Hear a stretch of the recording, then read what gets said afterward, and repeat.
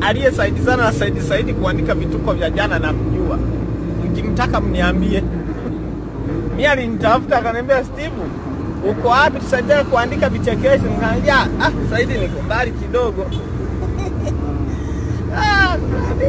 Hivi nani kamwamini Saidi? Mnamwamini Saidi?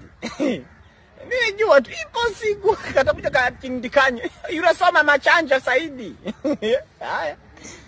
Sasa hivi sasa watu hata washoza vipaimara watakuwa na kuogopa sasa. Acha kuperform kwenye stage. Labda tuandae show za kwetu wenyewe tufanye. Lakini aliyoandaa mtu. Kama nalikumbuka neno lolote la Saidi ambalo aliteleza jana kwenye show. Tunakuombea msamaha baba, tunaijua akili yako. Nani alimwamini Saidi?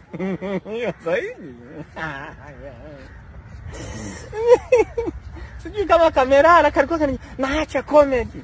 Unaacha fanya. Si ndio uliyotaka. Hapo zamani kalikuwa kanataka kuwa eti kadiwani.